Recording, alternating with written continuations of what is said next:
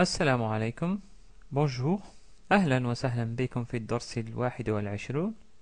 Bienvenue dans la 21e leçon d'arabe. Aujourd'hui, nous allons voir une nouvelle lettre, à savoir la lettre Aïn. Aïn. Concentrez-vous bien, car c'est une lettre très importante dans la langue arabe. Elle est souvent utilisée, mais pas souvent maîtrisée ou prononcée pour les noms arabophones. Mais je vais vous essayer de vous la faire comprendre. Vous allez voir, en vous entraînant, vous allez arriver à la prononcer et à la reconnaître. Donc, commençons par notre mot d'aujourd'hui. Il s'agit du mot asir. Asir. Nous avons déjà vu ce mot-là qui veut dire un jus. Un jus. Donc, il soit un jus d'orange, un jus de pomme, peu importe. L'essentiel, c'est un jus. Ce mot-là commence avec le son a. A.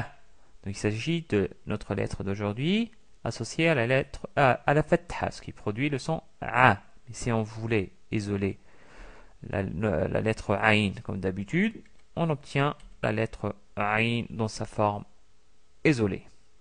Vous voyez qu'elle ressemble à un 3 inversé. Nous allons maintenant passer à notre fameuse table de l'alphabet arabe. Essayez de la localiser. C'est facile, c'est la lettre qui se trouve à la 18e position du tableau de l'alphabet arabe.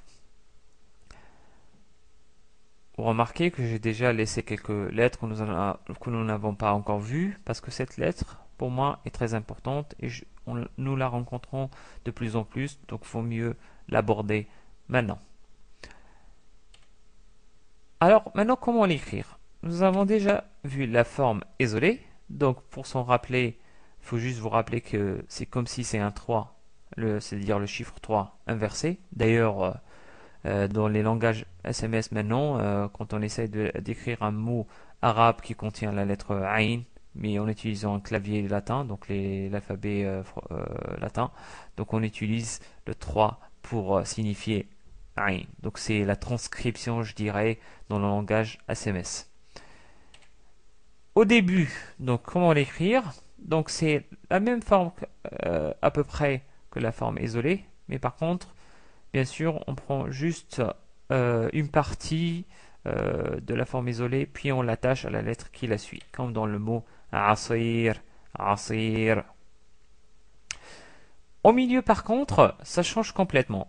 Elle s'attache à la lettre qui l'a précédée, la lettre qui la suit, et on voit comme si ça formait un losange au milieu, comme dans le mot mal'abun, mal'abun ou mal'ab tout court. Ce mot-là veut dire un terrain de jeu, comme un stade par exemple. Donc ce mot mal'ab, il est souvent utilisé pour signifier un stade, mais ça peut être utilisé pour n'importe quel lieu ou terrain de jeu. En fin de mot, c'est la même chose qu'au milieu, sauf qu'il y a l'arc en plus pour signifier que c'est la fin du mot, comme dans le mot ba'i'un, ba'i'un. C'est un peu difficile à prononcer quand même parce qu'il y a le hamza et ensuite le a. Ba'i'. Ce mot-là veut dire un vendeur. Un vendeur. En résumé, nous obtenons les 4 formes d'écriture. Revenez sur ces formes à chaque fois que vous voulez réviser ou vous pouvez les imprimer pour les garder toujours à côté de vous. En termes de prononciation, donc notre sujet qui plus ou moins fâche aujourd'hui, parce que c'est une lettre plus ou moins difficile à prononcer, je vais essayer de vous rapprocher la prononciation de cette lettre, ne serait-ce que pour que vous arriviez à la reconnaître quand vous l'entendez. Même si vous n'arrivez pas à la prononcer, je sais bien que c'est pas très facile dès le début, mais au moins vous saurez comment faire la différence entre cette lettre et d'autres lettres. Pour cela, revenons à un symbole, une lettre qu'on connaît déjà, à savoir la hamza. La hamza, rappelez-vous, on l'avait utilisée dans le cadre de la lettre elif, et on avait dit qu'elle peut être utilisée sous plusieurs formes d'écriture. Donc on peut la trouver isolée comme dans le mot banna'un, banna'un, qui veut dire un maçon. Donc faites attention, ce que vous voyez à la fin, la hamza, donc bien qu'elle ressemble un petit peu à la ayn, c'est pas la même chose. Parce que si c'était la ayn, on aurait écrit, comme c'est ici c'est isolé, la hamza est isolée, on aurait écrit la forme isolée de ayn, donc en 3 inversé. Là, c'est pas le cas. Donc c'est bien une hamza ici. En plus, la hamza est toujours plus petite que la ayn. Un autre exemple, la hamza au début, comme dans le mot, la hamza sur un alif, comme dans le mot asadun. Asadun, qui veut dire, rappelez-vous, un lion. Ou sur un ya, mais sans les points, comme dans le mot mi'zarun, mi'zarun, un tablier. Ou encore sur un waw, comme dans le mot mu'tamarun, mu'tamarun, qui veut dire un congrès. Je vais juste vous rappeler ça pour que vous rappelez que la hamza c'est pas la ayn, que ce soit en termes d'écriture ou en termes de prononciation. Là, on vient de voir en termes d'écriture, mais voyons en termes de prononciation comment faire la différence. Prenons un exemple avec la hamza. Le mot asirun, asirun. Vous entendez au début asir. Maintenant avec le ayn, je vais donner le même exemple, enfin un exemple qui se rapproche du même mot, mais qui commence plutôt avec a. Asirun, asirun, qui veut dire très difficile, voire très dur. Donc premier mot c'est asir, asir le deuxième mot. Donc a. Donc vous voyez bien qu'il y a une différence, je dirais même importante en termes de sortie.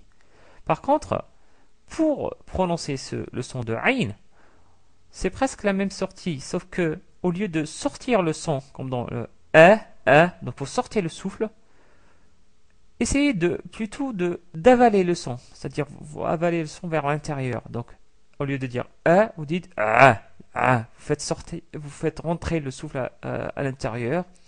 Ou encore pour certains, comme ils font, pour s'approcher de ce son-là. Donc moi je suis habitué, mais c'est pour ceux qui veulent apprendre. Vous pouvez serrer votre gorge avec la main, comme si vous étranglez. Vous étranglez. Bon, bien sûr, faut pas trop serrer, mais prononcez puis essayez d'avaler le son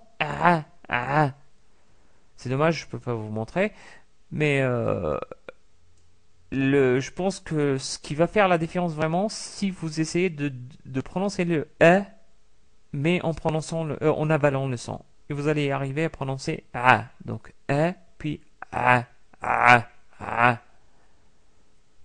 Essayez maintenant avec le mot alimun, alimun, qui veut dire un savant. Et répétez le mot plusieurs fois jusqu'à ce que vous arriviez à prononcer le a. Si vous arrivez à prononcer déjà ce son-là, vous pouvez les exercer avec les différentes voyelles. Donc avec la fatha, on prononce a. Avec dhamma, on prononce ou. Avec la kasra, on prononce i. Avec sukoun, on prononce a. Avec la voyelle longue alef, a. Avec la voyelle longue waw, ou. Avec la voyelle longue ya, i. Tanwin doublement de fatha, an. Doublement de dhamma, un. Doublement de kasra, ain. Enfin, en termes de transcription ou translittération, c'est simple, on va prendre la convention qui est souvent utilisée dans les livres, à savoir un apostrophe inversé. Donc on avait utilisé l'apostrophe pour la hamza. Là, on utilise un apostrophe inversé pour le ayn. Par exemple, le mot asirun s'écrit de cette manière-là. Passons maintenant à un autre sujet. Je vous ai dit au début que la lettre ayn est très utilisée. Pour cela, nous allons voir qu'elle est présente dans pas mal de chiffres. Donc, jusqu'à maintenant, je ne vous ai pas appris comment compter en arabe. mais je pense que cela fait partie des bases de la langue arabe ou même de n'importe quelle langue. Donc aujourd'hui, vous allez apprendre à compter de 1 à 10 en arabe. Donc 1, واحد واحد. 2, اثنان اثنان. 3, ثلاثة ثلاثة. 4, أربعة أربعة. Regardez, le aïn, il est ici présent dans ce mot-là. 5, خمسة خمسة. 6, ستة ستة. Bien sûr, vous pouvez dire ستة si vous continuez le mot, par exemple en disant ستة وعشرون, 26 par exemple. ستة وعشرون. Mais là, c'est comme si, comme je m'arrête, je dis ستة tout court au lieu de ستة. سبعة سبعة, savoir numéro 7. Ici aussi, on voit la lettre عين. ثمانية ثمانية, chiffre 8. Puis تسعة تسعة, 9. Et enfin, عشرة عشرة, qui veut dire 10. Je m'arrête là, je pense que c'est déjà pas mal pour un début. Et vous voyez qu'on a déjà au moins 4 chiffres avec la lettre Ain. Donc déjà, en essayant de prononcer ces chiffres, vous allez déjà pas mal essayer de prononcer la lettre Ain. Passons maintenant aux exercices. Je vais prononcer quelques mots. Vous allez me dire si la lettre Ain est présente ou pas. Premier mot. Alimun. Alimun. La lettre Ain est bien présente dans ce mot-là. Ce mot-là veut dire omniscient. Deuxième mot. Alimun. Alimun. Là, par contre, on a une hamza sur alif au début. On n'a pas la lettre Ain. Alim veut dire douloureux. Douloureux. Troisième mot. Mabda'un. Mabda'un. Ou mabda' tout court. Là encore, on a un alif à la fin du mot. Donc il n'y a pas la lettre Ain. Mabda' veut dire un principe.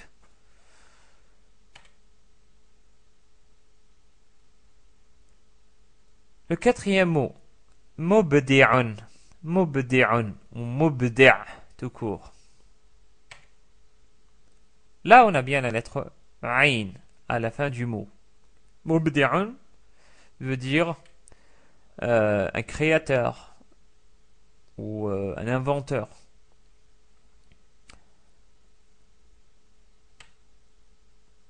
Cinquième mot. Mal'abun. Mal'abun. Ce mot-là est facile parce qu'on l'a déjà vu dans ce cours-là. Il s'agit bien d'un mot qui contient la lettre Ain au milieu. Et ce mot-là, on vient de le voir. Il veut dire un terrain de jeu. Dernier mot. Mar'abun. Mar'abun. Là, par contre, il y a le alif au milieu du mot. Il n'y a pas la lettre Ain. Mar'abun veut dire un garage. Donc un garage de voiture, généralement. Passons maintenant à l'écriture. Je vais vous montrer comment écrire la lettre Ain parce que c'est très important. Donc j'écris les premiers mots où la Ain est au début. Donc j'écris A. Et je laisse ouverte. Donc j'écris pas de cette façon-là. Non. Et plutôt je l'attache à la lettre qui la suit. Là, je l'attache à la lettre Sad qu'on écrit au milieu. A, C. Mais la lettre Sad est prononcée ici. Donc Asi. Puis la lettre Ra à la fin. Asirun. Au milieu, là, on vient à un mot important. Donc j'écris par exemple le mot Mal'abun. Donc j'écris Ma. L. Et là, je vais attacher l'ain. Donc, je monte un petit peu plus haut et je fais comme si j'allais écrire une fleur ou je ne sais pas comment vous dire. Donc comme ça et comme ça et ensuite comme ça. Et ensuite j'attache la lettre qui la suit. Mal'abun. Attention ici c'est pas un mime, hein, c'est bien un A. On va le voir aussi dans le dernier mot qui est ba'irun. Donc ba i. Donc regardez comment j'écris une petite hamza. Ba'i. Ensuite j'écris le aïn avec un losange comme ça. Et puis un arc comme ça. Ba'irun. Voilà, je pense que vous pouvez vous exercer à écrire cette lettre dans les trois formes pour apprendre à l'écrire. Nous arrivons à la fin de ce cours. Merci de votre attention. J'espère vous retrouver dans un prochain cours. إلى اللقاء.